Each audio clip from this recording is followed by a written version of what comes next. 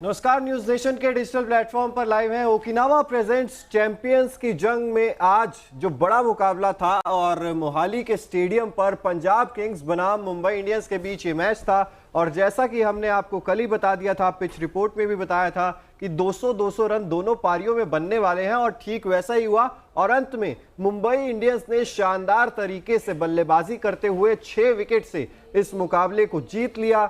Mumbai Indians जो हारी थी पंजाब किंग्स से अभी कुछ दिन पहले ही, वो जख्म जो थे, ताजे थे, हरे थे, उसका बदला मुंबई इंडियंस ने ले लिया। और आप तो नीला पहन के आई हैं, आप खुश होंगी आज?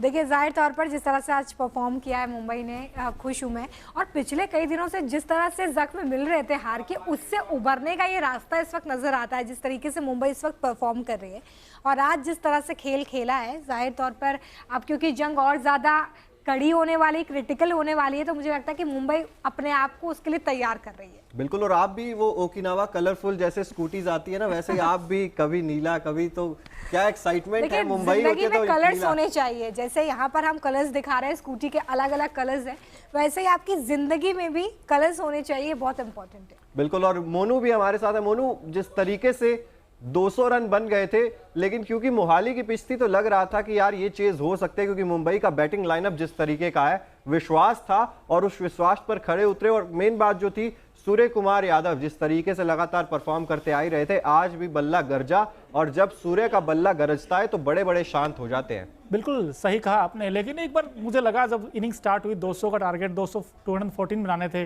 मुंबई इंडियंस को, रोहित आते ही आउट हो गए। मुझे लगा यार सबसे बड़ा सेटबैक है कि आज हो पाएगा 200 प्लस एज।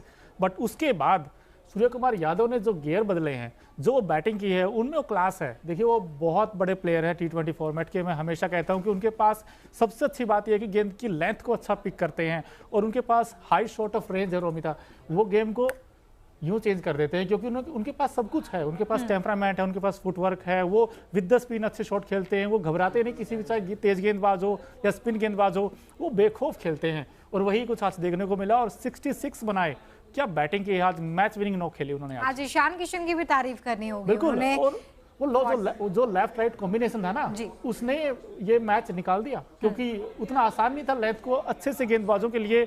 हालांकि अर्शदीप के पास वो वैरायटी थी, लेकिन उनकी जो लाइन थी उसको टिकने नहीं दिया इन दोनों बैट्समैनों ने, और एक के बाद एक ताबड़तोड़ शॉट खेले और ये मैच निकल गया। बिल्कुल, मैच निकल गया। और ईशान किशन जिस तरीके से बल्लेबाजी करते हैं, तब लगता भी है कि जो फॉर्म इंतजार था, ईशान किशन नहीं चल रहे, तो भाई ईशान किशन जब चले हैं तो मुंबई इंडियंस को साफ तौर पर कितनी आसान जीत मिली है, ये किसी से छुपा नहीं है। और जब ईशान किशन और सूर्य कुमार यादव ये डुओ जब चल रहा था तो लग रहा था कि क्रिकेट कितना आसान है। क्रिकेट मतलब ऐसे लग रहा था कि आप वीडियो गेम खेल रहे हैं। और सूर्य कुमार यादव के बारे में तो हम अक्सर ये चीज़ कहते ही हैं कि ऐसा लगता ही है कि जब जब बल्लेबाजी करते हैं तब लगता है कि वीडियो गेम की तरह ही शॉट्स खेल रहे हैं। और देखिए, वो कई बार कह भी चुके हैं अपने बहुत सारे इंटरव्यूज़ में कि हर शॉट को खेलने के लिए वो 2-3 स्ट्रैटेजीज पर काम करते हैं। और मुझे लगता है यही उनकी सबसे बड़ी स्ट्रेंथ है कि जैसे ही बॉल उनके बैट पर आती है, वो ये समझ जाते हैं कि उन्हें किस तरफ खेलना है और शॉट्स के साथ तैयार रहते हैं, इसलिए जल्दी पिक करते हैं, शॉट निकलता है और इस तरह की पारी हम देखते हैं सूर्य कुमार यादव की तरफ। बिल्कुल। और पिटाई तो देखिए आज सबकी हुई है। जोफ्रा आर्चर अर्धशतक इन्होंने गेंदबाजी से लगाया, 4 ओवर 56 रन, कोई विकेट नहीं। और इनके तो छक्के जो पड़ रहे थे वो लंबे लंबे पड़ रहे थे जब लियम लिविंगस्टन मार रहे थे। बिल्कुल, लियम लिविंगस्टोन ने जो छक्के मारे इनको, ये उसके बाद वैसे प्रेशर में आ गए, इनकी लाइन लेंथ को तहस नहस कर दिया, क्योंकि लियम लिविंगस्टोन है इसके लिए। पंजाब किंग्स के पास जो लियम लिविंगस्टोन है, बहुत बड़ी फाइंड है। और तारीफ करनी होगी पीयूष चावला की, इस विकेट पे भी अगर आप सिर्फ 4 ओवर में 29 रन देकर 2 विकेट हासिल कर लेते हैं तो फिर निश्चित तौर पर मुझे तो इनफैक्ट ऐसा लगा कि पीयूष चावला अलग विकेट पर बॉलिंग कर रहे हैं और बाकी गेंदबाज अलग विकेट पर। और इनके वो 2 विकेट्स का जो कॉलम है उस पर 2 लिख दीजिए आप, ये हर मैच में 2 विकेट लेते हैं, पक्का लेते हैं। ये तो एक्स फैक्टर साबित होते हैं मुंबई इंडियंस के लिए। बिल्कुल। जितेश शर्मा, देखिए जितेश शर्मा, लियम लिविंगस्टन, जिस तरीके की पारी इन दोनों ने खेली थी, बिल्ड की थी, मजा आ रहा था उस समय बैटिंग देख के पंजाब किंग्स की भी। और ये वो पारी लियम लिविंगस्टन की, 82 नाबाद 42 गेंदों में 195.24 का स्ट्राइक रेट, 7 चौके और 4 छक्के। तो लियम लिविंगस्टन ने पूरा एक तैयार कर दिया था एक प्लेटफॉर्म अपनी टीम के लिए, लेकिन गेंदबाज जो थे मुझे लग रहा है कहीं ना कहीं कुछ गलतियां भी की गेंदबाजों ने। लगातार शॉर्ट गेंदें पटकी जा रही थी, जिसका भरपूर फायदा ईशान किशन भी उठा रहे थे, सूर्य कुमार यादव भी उठा रहे थे। मुझे लगता है वो ना थोड़ा सी इस कश्मकश में थे कि शायद सूर्य कुमार यादव को शॉर्ट गेंदबाजी करके आप रोक सकते हैं, लेकिन जैसा कि मोनू ने कहा उनकी वैरायटी ऑफ शॉट सिर्फ यही नहीं है, वो सिर्फ स्कूप ही नहीं मारते हैं आगे की गेंदों को, वो शॉर्ट गेंदें भी अच्छी खेलते हैं और आगे बढ़ के भी अच्छे शॉट्स खेल रहे थे। आज तो लग रहा था कि भाई वैरायटी ऑफ शॉट्स एक बार फिर से सूर्य कुमार यादव के बल्ले से देखने को मिली। और इतनी तारीफ कर ही रहे हैं तो ये बताने की जरूरत नहीं है शायद कि Okinawa effective player of the match, क्योंकि जैसे ओकिनावा की हर स्कूटी कॉस्ट इफेक्टिव है, वैसे ही इफेक्टिव पारी आज खेली है सूर्य कुमार यादव ने भी, और इसीलिए वो बन जाते हैं Okinawa effective player of the match. उनके आंकड़े भी अभी हम आपको दिखाएंगे, क्योंकि जिस तरीके से बल्लेबाजी करते हैं, अब फॉर्म में आए हैं, लगातार अब अर्धशतकीय पारियां उनके बल्ले से निकल रही हैं। पहले लग रहा था कि नहीं आउट ऑफ फॉर्म है, क्योंकि डक्स आ रहे थे, जब टीम इंडिया में थे ओडीआई खेल रहे थे तब लगातार 0-0-0, और उसके बाद आईपीएल में भी जब आए तो 0-0। और ये देखिए Okinawa effective player of the match, 66 run 31 ball में 212.90 का स्ट्राइक रेट, 8 चौके और 2 छक्के। Sky has no limits. देखिए मुझे लगता है कि सूर्य कुमार यादव ने अब वो मोमेंटम पिक कर लिया है जिसकी ज़रूरत आईपीएल में होती है, क्योंकि गेम बहुत छोटी है, कम ओवर्स हैं, आपको बड़े शॉट्स खेलने होंगे और जल्दी जल्दी खेलना होगा। छोटे फॉर्मेट के मैचेस में ये बहुत ज़रूरी है कि आप ज़्यादा तेज़ खेलें, और शायद सूर्य कुमार यादव वैसे भी मुझे लगता है कि ऐसे गेम को खेलने में बहुत माहिर है जहाँ पर जल्दी रन बनाने हों, आपके पास ओवर्स कम हो, और इसलिए शायद वो इस स्ट्रैटेजी पे काम करते हैं कि जल्दी से बॉल को समझना है और शॉट लगाना है। और आज इसी का नतीजा है कि वो Okinawa effective player of the match बने हैं, जिनका हम आपको दिखा रहे हैं कि आज का स्कोर कार्ड क्या है, आज सूर्य कुमार यादव के बल्ले से क्या कुछ निकला है। बिल्कुल, और मोनू आज चौकों में डील कर रहे थे, क्योंकि ये देखिए मोहाली की पिच है, लग रहा था कि सूर्य कुमार यादव लंबे लंबे छक्के लगाएंगे, लेकिन जो मैं कह रहा था ना कि छक्के वाली बॉल सूर्य कुमार यादव को आज उतनी ज्यादा मिल नहीं रही थी, लेकिन जो अपना परिवर्तन उन्होंने किया कि मैं आज चौकों में डील करूंगा, 8 चौके लगाए उन्होंने आज। नहीं, वो आए भी तो उस समय थे जब थोड़ा स्ट्रगल कर रही थी मुंबई, क्योंकि कैमरन ग्रीन आउट हो गए थे। मुझे लगा था कि यार फिर फंस गया मैच, क्योंकि ईशान किशन एक एंड से अच्छी बैटिंग कर रहे थे, वो फॉर्म में थे। लेकिन जब सूर्य कुमार यादव आए, उन्होंने पहले विकेट देखा कैसा बिहेव कर रहे, उन्होंने थोड़ा टाइम लिया, उसके बाद फिर वापस उसी फॉर्म में आए, फिर उन्होंने जो अटैकिंग क्रिकेट के लिए जाते हैं सूर्य कुमार यादव, उसके बाद वो फेयरलेस क्रिकेट खेले और उन्होंने 66 बनाए हैं सिर्फ 31 बॉल्स में। क्या इनिंग है यार, मजा आ गया सूर्य कुमार यादव की बैटिंग देखकर, क्योंकि जब वो बैटिंग में इस तरीके की बैटिंग करते हैं तब मुंबई इंडियंस जीतता है। और मुंबई इंडियंस अगर ऐसे ही एज ए यूनिटी और पोटेंशियल पर खेल दिखाएगा तो मुंबई इंडियंस को कोई रोकने वाला नहीं है, क्योंकि मुंबई बाद में भी प्लेयर्स तो खेल रहे हैं। अगर आप बाद में और चिराग, बिल्कुल जी, आप अपनी बात। हाँ, मैं कि जो लास्ट में आए टीम डेविड और तिलक वर्मा, वो फिनिशिंग टच उन्होंने भी दिया। तो जब आप एज ए कंप्लीट पैकेज जब टीम परफॉर्म करती है तो बहुत अच्छा लगता है। और आज ये देखिए विन, ये जो 2 पॉइंट्स है इनको हो सकता है ये, लेकिन टोनी का काम करेंगे। देखिए पॉइंट्स की बात कही यहाँ पे, लेकिन सारे प्लेयर्स खेल रहे हैं, लेकिन अभी भी जो एक बड़ा सवाल है, मुंबई लगातार 2 मैचेस जीत रही है, लेकिन अभी भी रोहित शर्मा कप्तान है, ओपनर के तौर पर आते हैं, टीम को वो मोमेंटम देने में अभी भी असफल है जिसकी ज़रूरत मुंबई इंडियंस को है। और वैसे मुझे लग रहा था जैसे पंजाब ने टारगेट दिया 214 रनों का, तब मुझे लग रहा था कि मुंबई के लिए इस मैच में खेलना इम्पॉर्टेंट होगा, हालांकि जीत भी गई है, लेकिन रोहित शर्मा से उम्मीदें लगातार बिखरती चली जा रही हैं। बिल्कुल, और रन बनाने पड़ेंगे रोहित को, एक तो और इसलिए भी बनाने पड़ेंगे क्योंकि जब भी कोई इंडियन टीम का प्लेयर जब परफॉर्म करता है तो इसलिए भी खुशी होती है क्योंकि 2023 वर्ल्ड कप आ रहा है, तो उसके पॉइंट ऑफ व्यू से अगर मैं देखता हूँ अगर रोहित रन बनाते हैं तो फिर वो जो मोमेंटम है ना वो सेट हो जाएगा आईपीएल से, तो फिर उसके लिए और आसान हो जाएगा। क्योंकि आईपीएल देखिए है बड़ी लीग, लेकिन जो बैट्समैन यहाँ परफॉर्म करेगा तो वो ऑब्वियस सी बात है 2023 जो वर्ल्ड कप अपकमिंग है उसमें भी बेटर परफॉर्म करेगा। लेकिन कुछ मैचेस से तो बिल्कुल बल्ला नहीं चल रहा है। हिटमैन के नाम से जिन्हें हम जानते हैं वो कुछ नहीं कर पा रहे हैं, हिट्स नहीं लगा पा रहे हैं, 0-3 इस तरह के रन्स निकलकर सामने आ रहे हैं, वो भी कप्तान के तौर पे। और सिर्फ आपको ये नहीं देखना होगा मुंबई इंडियंस के कप्तान नहीं, टीम इंडिया के भी कप्तान, अगर कप्तान इस तरह की बल्लेबाजी करेंगे तो टीम का क्या होगा, ये भी एक चिंता का विषय है। हालांकि चलिए मुंबई में और भी प्लेयर्स इस वक्त अपना गजब का खेल दिखा रहे हैं, जिसकी वजह से मुंबई इंडियंस जो है वो लगातार 2 मैचेस से जीत रही है। लेकिन पंजाब की बात की जाए आज चिराग और मोनू, तो क्या लूप होल्स आप देखते हैं? देखिए, एक तो इतना बड़ा टारगेट लेकिन हार गए। शिखर धवन की जो कैप्टनसी है ना, वो मुझे थोड़ी सी ना साधारण नजर आई, to be honest, because Sam Curran 3 over में 41 रन दिए हैं और कोई विकेट नहीं है। ऋषि धवन जो उन्होंने पहला जो ओवर फेंका था, बड़ा अमेजिंग ओवर था, उसमें रोहित शर्मा को उन्होंने आउट किया था एक शॉर्ट ऑफ लेंथ गेंद पर, रोहित पुल के लिए गए और वहां आउट हो गए। उसके बाद 3 ओवर में 20 रन दिए, उसके बाद बॉलिंग पर ही लेकर आए। चिराग जी, मेरा आपसे सवाल है, ये क्यों? बिल्कुल, देखिए कप्तानी में कहीं ना कहीं कंफ्यूज भी थे, क्योंकि पहले लग रहा था कि नहीं रबाडा को खिलाएं या नेथन एलिस को खिलाएं।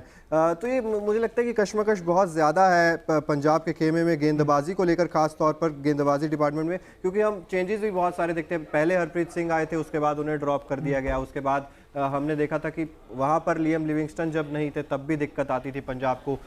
ओपनिंग पेयर में भी एक बार ऐसा सोच रहे थे कि नहीं यार प्रभसिमरन सिंह को खिलाएं या नहीं खिलाएं ओपनिंग में। तो मुझे लगता है कि काफ़ी सारे वहाँ पर लूप होल्स जो थे वो नज़र आते थे। और आज तो गेंदबाजी की अगर मैं बात करूँ तो अर्शदीप सिंह 3.5 ओवर 66 रन खर्च किए हैं इन्होंने, 66 रन बहुत ज्यादा, और 3.5 ओवर। सैम करन और अर्शदीप दोनों ने 100 से ऊपर के रन दिए हैं दोनों ने मिलकर, तो कैसे आप जीतोगे? बिल्कुल, कैसे आपको विकेट लेने पड़ेंगे अगर मैच में जीतना है। तो वो विकेट टेकिंग एबिलिटी एक नाथन एलिस में जरूर दिखी आज, हालांकि वो भी एज ए इम्पैक्ट गेंदबाजी करने के लिए आए। तो पंजाब को कुछ करना पड़ेगा अपनी बॉलिंग में, क्योंकि अगर आगे जाना है तो। बिल्कुल, और वो जो पार्टनरशिप हम कह रहे थे, पार्टनरशिप जब बिल्ड हो रही थी ईशान किशन और सूर्य कुमार यादव की, तब कोई भी गेंदबाज अटैकिंग क्रिकेट खेलने की तरफ नहीं सोच रहा था। तब ये सोचा जा रहा था कि रन्स कैसे रोके जाएं। लेकिन आप T20 का मुकाबला रन्स सिर्फ रोकने से नहीं जीत सकते। किसी भी समय अगर मुंबई इंडियंस एक्सेलरेट कर लेती तो वो ये मुकाबला जीत जाती, क्योंकि आप देखेंगे अभी भी 7 गेंदें शेष थी मुंबई इंडियंस के पास जब उन्होंने ये मुकाबला जीत लिया। तो आप कैसे एक्सपेक्ट कर सकते हैं कि आप सिर्फ रन रोक कर ये मुकाबला जीत सकते हैं? फील्ड पोजीशन पूरी खोल दी गई, आपने कैचिंग पे फील्डर नहीं लगाए जहां पर अच्छे कैचिंग पोजीशंस हो सकती थी।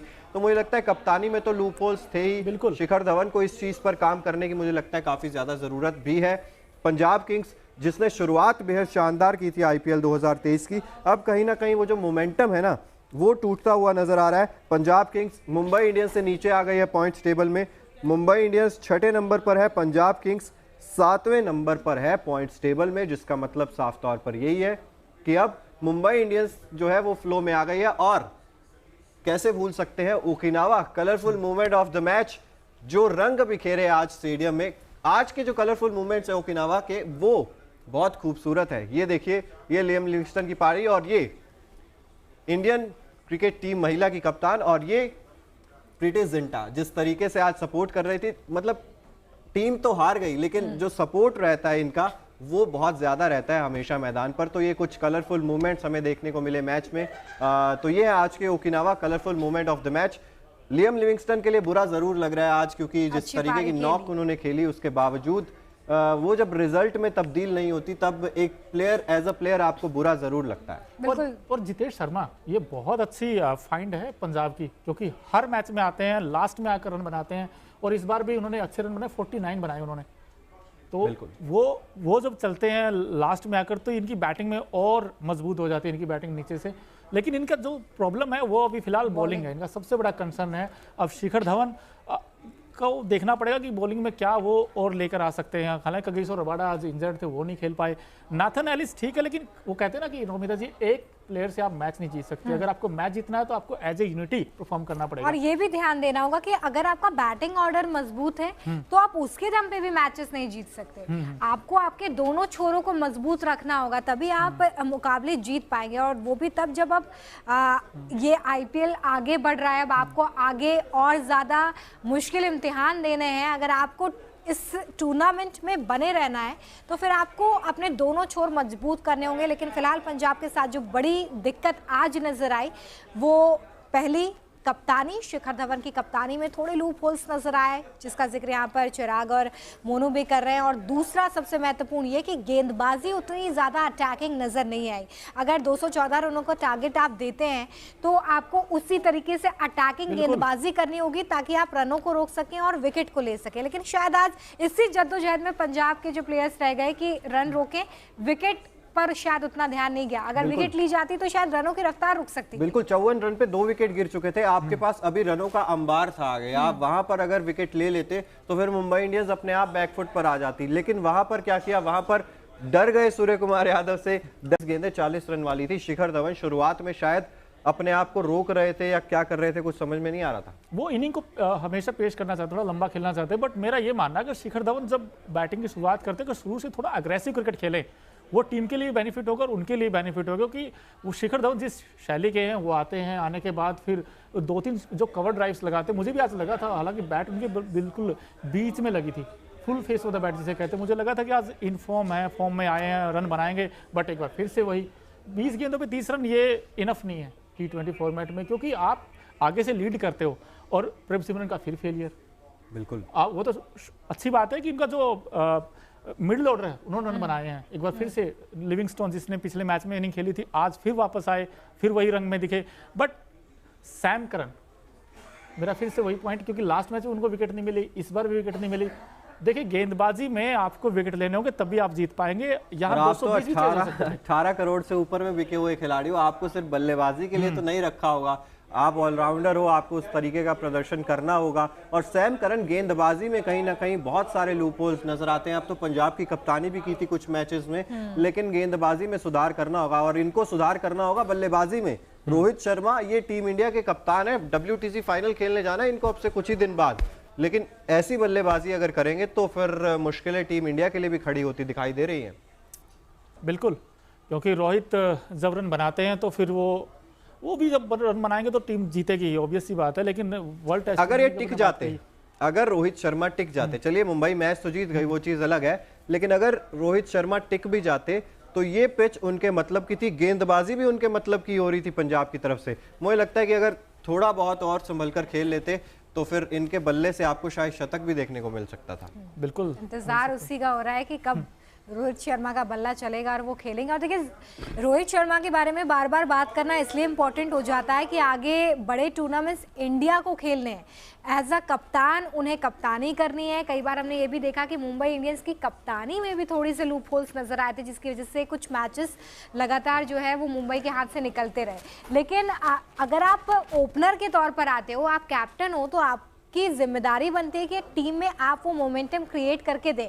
अगर स्टार्टिंग के बल्लेबाज इस तरह से आउट होंगे तो आगे टीम कवर अप कुछ कर जाती है, कुछ नहीं कर जाती। जैसे कि हम कई मैचेस में देखते आए हैं कि जो ओपनिंग के बैट्समैन हैं वो आउट हो गए, मिडिल ऑर्डर में जो लोग आए उन्होंने पारी को संभाल लिया। लेकिन दोनों फॉर्मेट्स अलग अलग हैं। यहाँ पर आप IPL खेल रहे हो, 20 ओवर है आपके पास, आपको अटैकिंग क्रिकेट खेलनी है, लेकिन वहाँ फॉर्मेट बिल्कुल अलग हो जाएगा। विदेशी जमीन पर आप जाकर खेलेंगे तो और ज्यादा कुछ सर्कमस्टांसेस चेंज हो जाते हैं। बिल्कुल, तो तैयार करना होगा। और ओकिनावा चैंपियंस की जंग में हमने कल प्रेडिक्शन की थी कि लखनऊ और चेन्नई जो दिन में मैच खेला जाएगा वो एक लो स्कोरिंग मुकाबला होगा। उसमें लगभग, हालांकि बारिश की वजह से रद्द हो गया वो मुकाबला, चेन्नई और लखनऊ को दोनों को 1-1 अंक मिला, लेकिन लो स्कोरिंग मुकाबला था हमने जैसा कि कहा था। और शाम के मैच के लिए हमने कहा था कि एक हाई स्कोरिंग मुकाबला होगा, और शाम का मुकाबला भी हाई स्कोरिंग ही देखने को मिला। इसका मतलब क्या है कि न्यूज नेशन पर जो रिपोर्ट आपको मिलती है वो एकदम सटीक साबित हो रही है। और अब बात कर लेते हैं कुछ कल, यानी कि गुरुवार को जो मुकाबला खेला जाएगा वो खेला जाएगा राजीव गांधी इंटरनेशनल स्टेडियम हैदराबाद में। Sunrisers Hyderabad versus Kolkata night Riders. अब ये मुकाबला अहम इसलिए हो जाता है क्योंकि ये मुकाबला भी जब पहले खेला गया था तो हैदराबाद ने 228 रन बनाए थे ईडन गार्डन्स में जाकर। हैरी ब्रूक ने शानदार शतक लगाया था। कल ये मुकाबला होगा हैदराबाद में, यानी कि हैदराबाद के होम ग्राउंड पर। क्या कोलकाता बदला ले पाएगी इसका? मुझे तो लगता है कि ले पाएगी। जैसे मुंबई ने बदला ले लिया पंजाब से, वैसे ही कोलकाता क्या बदला ले लेगी हैदराबाद से? मुश्किल है। मुझे लगता है फिर हैरी ब्रूक आएंगे, जैसे उन्होंने पहला 100 बनाया था ना इन्हीं के साथ, फर्स्ट 100 था इस IPL का, तो मुझे लगता है हैरी ब्रूक के बैट से एक और ऐसी ही। लेकिन मुझे लग रहा है फिलहाल ना बदलों का दौर चल रहा है। एक मैच RCB ने लखनऊ से बदला लिया और उसके बाद मुंबई ने पंजाब से बदला लिया। अब बारी है कोलकाता की, तो हैदराबाद। अगर ये पैटर्न फॉलो होता है तो कल हम शायद कोलकाता की जीत देख सकते हैं। बिल्कुल। क्योंकि मैं इसलिए भी चाहता हूँ क्योंकि ये जो टीम नीचे है ना, वो अगर ऊपर आएंगी तो और मजा आएगा, ये एक्साइटिंग होगा कॉन्टेस्ट। तो दोनों ही नीचे हैं, तो है तो 8वें पे, 9वें नंबर पे है। थोड़ा सा और खास लगाव नजर आ रहा है मोनू का यहाँ पर हैदराबाद के साथ बिल्कुल। बड़ा एक अलग ही कनेक्शन है, तो मैं चाहता हूँ कल हैदराबाद जीते। मुझे नहीं लग रहा कि हैरी ब्रूक हैदराबाद की पिच पर कारगर साबित हो पाएंगे, क्योंकि ईडन गार्डन्स जो था वो उनके मतलब की पिच थी, लेकिन जहां पर भी थोड़ी सी गेंद स्पिन होती है वहां पर मुझे लगता है कि हैरी ब्रूक फंस जाते हैं, और अब तो ओपनिंग भी नहीं कर रहे हैं, तो नंबर 5 पर आकर आप शायद उतनी बड़ी पारी की उम्मीद हैरी ब्रूक से नहीं कर सकते हैं। चलिए, फिलहाल समय इजाजत आगे नहीं दे रहा है। ओकिनावा प्रेजेंट्स चैंपियंस की जंग देख रहे थे आप न्यूज नेशन पर। अभी तक अगर आपने न्यूज नेशन को सब्सक्राइब नहीं किया है तो जल्द से जल्द सब्सक्राइब भी कर दीजिए, साथ ही बेल आइकन जरूर प्रेस कर दीजिए ताकि देश और दुनिया से जुड़ी हर खबर सबसे पहले आप तक पहुंचे। देखते रहिए न्यूज नेशन।